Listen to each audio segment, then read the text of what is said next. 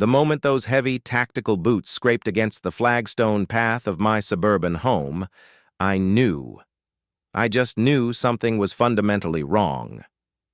That sound didn't belong in a quiet, manicured neighborhood like Willow Creek Estates. It belonged on the cracked asphalt of a foreign country, a sound Maya, my wife, had described 1,000 times. Before my brain could even catch up, before I could ask, "What the hell is that noise?" I glanced at Maya, and the chilling, ice-cold focus in her eyes told me everything. That's how we knew the whole HOA mess had finally boiled over. But let me rewind a little, because this story isn't just about a plant and a punch-out.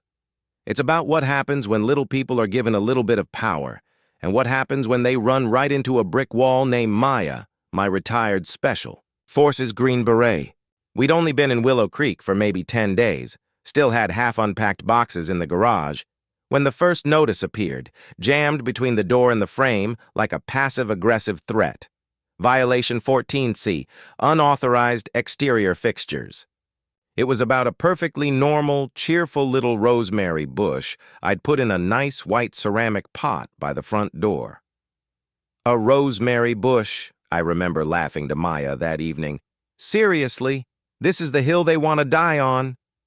Maya, who, after 12 years in the Army, half of that as a Ranger then a Green Beret sniper, doesn't laugh easily at anything involving rules and boundaries. "They're not dying on a hill, Ben," she said, looking straight through me. "They're testing the perimeter." Our 12-year-old, Alex, who lives in a constant state of preteen apathy, just mumbled from behind his noise-canceling headphones, "As long as the ping is low, I don't care if they fine us for breathing." Classic Alex. 2 days later, the second notice. This one was taped to our mailbox with a sticky industrial adhesive, a grainy, low-light photo attached. The rosemary was clearly visible, illuminated by a pale yellow porch light. The title was printed in a violent all-caps red, "Final warning, immediate compliance required." I tore it off, feeling that hot, embarrassing flush of neighborhood shame. "They're actually staking us out now," I muttered, shaking my head. Maya took the paper, her fingers feeling the texture. "Low-grade thermal lens exposure," she diagnosed clinically. She then pinned the whole thing to the refrigerator, not with a magnet, but with the tip of a small folding knife she always carried, like evidence at a crime scene. That same afternoon, Cassandra Vance, the HOA board's self-appointed queen of khaki, arrived. She was in her usual uniform, pressed khaki shorts, a crisp white polo, and, of course, those awful mirrored aviator sunglasses that reflected the world back in a way that screamed, "My authority is infinite." "Mr. Peterson," she began, her voice, brittle and high-pitched, "your continued defiance is unacceptable. The Architectural Review Committee demands resolution, or we move to punitive action." She stood there, tapping a polished fingernail against her clipboard. Maya stepped onto the porch. She was wearing gym clothes, completely unassuming, but her posture was anything but. "Cassandra." Maya's voice was smooth, quiet, but it had the weight of granite. "Let me know when your board is ready to send an actual attorney.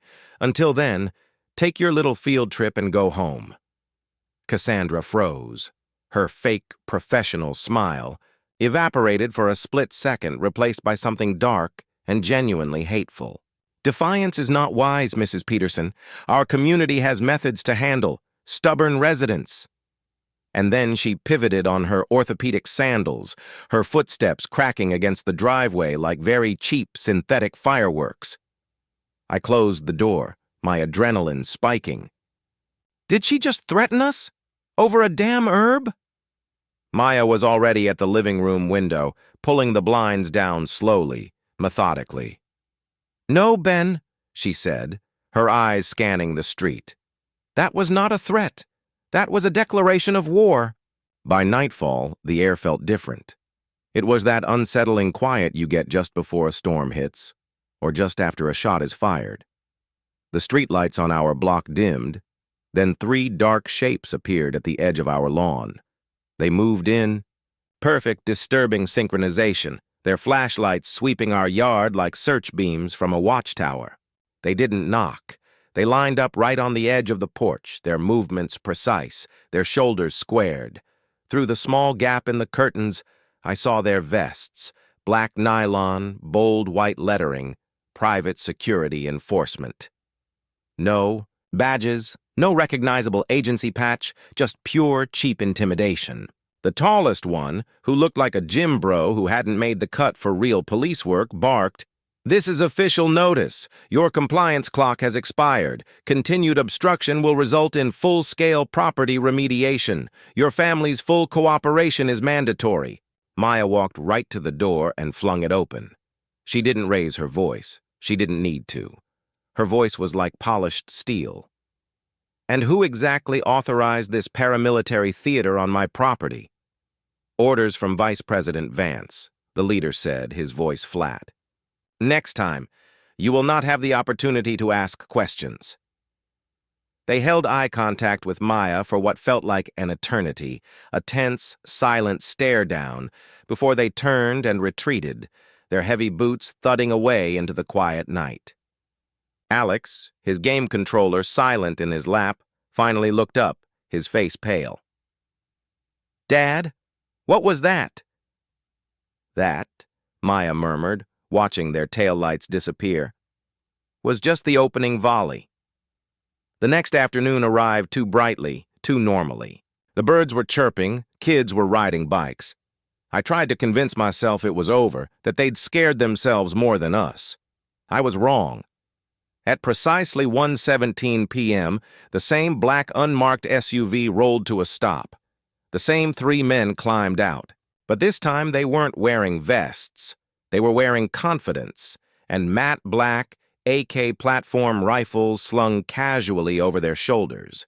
These weren't toys. These were unregistered, likely untraceable ghost guns. Alex froze by the window, his eyes wide. Maya's jaw clenched, a small, almost imperceptible tremor running through her hand. "They brought actual guns to a neighborhood dispute," she whispered, her voice barely audible.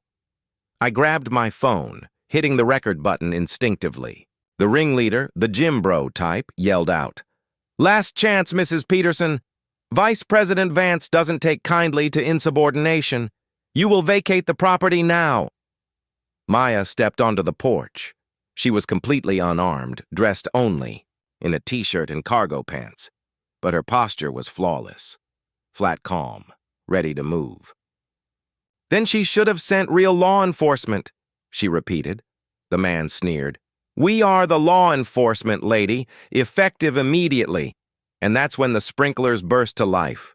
It was a sound that should have been harmless, right?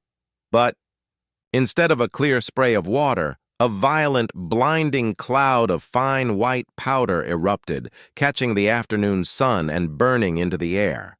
It wasn't random. That morning, Maya had quietly rerouted the main sprinkler line, linking it to a large container of powdered Mout training chalk, the same non-toxic, stinging, vision-obscuring stuff she used to train her unit on evasive maneuvering.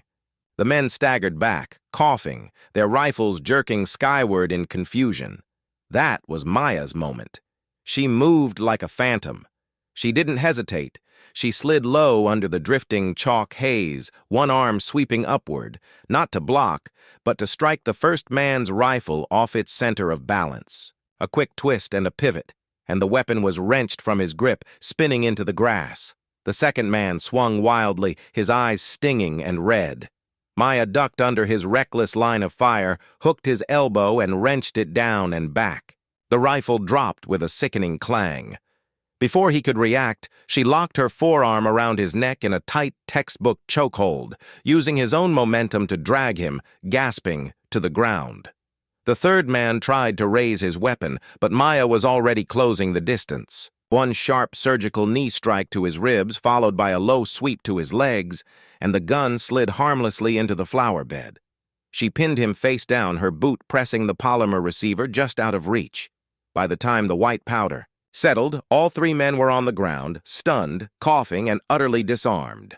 Maya, breathing perfectly evenly, secured their wrists with the zip cord she carried on her belt, checked each rifle's chamber, and muttered, "Unregistered." Knew it. Then she pulled out her phone. 911.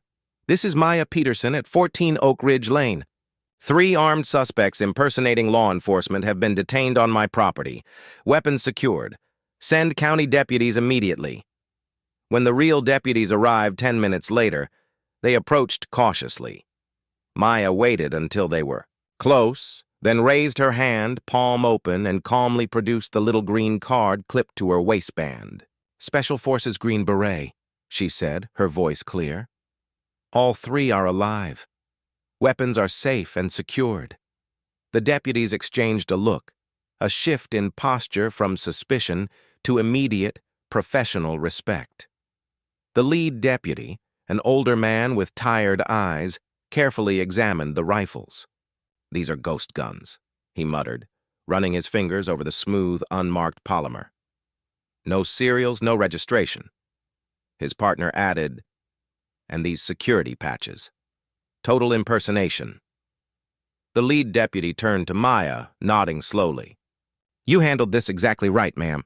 You probably saved a few lives today, including your own." Maya didn't seek praise. "Just make sure this footage reaches the district attorney's office. The woman behind this is Cassandra Vance, vice president of the Willow Creek HOA. As the deputies loaded the humiliated men into the patrol cars, neighbors started to peek out from behind their manicured fences, phones already recording. The white chalk dust hung in the air like smoke after a battle. A few hours later, our driveway was taped off like a legitimate crime scene. The sheriff's office eventually released a statement. All suspects were cooperating. A detective approached me as Maya stood watching the scene, her arms folded. "They're talking, Mr. Peterson," he said, flipping through a notebook. "Turns out your neighbor, Cassandra Vance, wasn't just giving orders. She financed the whole setup. Where did they get the guns?" I asked, already dreading the answer. The detective rubbed his temples. "An unlicensed machinist out of Milford, Vance's nephew, believe it or not. He built these things from polymer kits. No records. She paid him with HOA operating funds, disguising the expense as community safety improvements. That chalk trick of your wife's? Brilliant. Saved a lot of paperwork and maybe a few lives. By sunset, the full confession was all over local news. The 3 men, all from a shell security company Cassandra had secretly formed, admitted she offered them $7,500 each to neutralize and remove our family, claiming we were a domestic threat due to Maya's military training and our refusal to pay the bogus fines. That lie cost Cassandra Vance everything. 2 days later, deputies arrested her at the Willow Creek HOA clubhouse. She was still wearing the khaki shorts and her signature pearls, trying to maintain that smug, entitled grin until the cameras came out. The moment the handcuffs clicked, her facade crumbled. "It was a misunderstanding," she shrieked. "I was protecting our property values." The county prosecutor didn't buy the protection narrative. Cassandra was hit with charges of fraud, conspiracy, impersonation of a law enforcement officer, and egregious misuse of community funds. Her bail was set at $300,000, and when the financial auditors were done, the court added a $550,000 restitution fine for every resident she'd overcharged over the years. The 3 fake cops took plea deals, 5 years in state prison, and a permanent ban from working in any private security capacity. When the verdict came down, the entire street gathered outside the courthouse. The real victory wasn't the sentence, but what happened that night. The residents of Willow Creek Estates held an emergency, fully attended meeting, and voted 100% unanimous to dissolve the HOA. Forever. By morning, the silly little "Welcome to Willow Creek Estates, a managed community" signs were gone. The enforcement office was empty. Every homeowner received a substantial refund check, funded by the seizure of Cassandra Vance's assets, her savings, her car, even her ridiculous collection of designer sunglasses. Maya and I sat quietly on our porch, watching the sun rise over a street that was finally genuinely free. Alex looked up from his handheld console, his face finally relaxed. "So it's over? Really over?" Maya nodded, a small, completely real smile touching the corner of her lips. No more fake cops, no more bogus fines, and no more HOA. Justice, for once, didn't just crawl along. It arrived like a swift, tactical takedown. So, tell me, have you ever dealt with a Karen who went this far? What is the single most outrageous thing your HOA has ever tried to fine you for? Did our community do the right thing by dissolving the HOA entirely, or should they have tried to rebuild it properly? Let me know your thoughts in the comments below, and don't forget to like and subscribe for more stories where the bad guys finally get what's coming to them.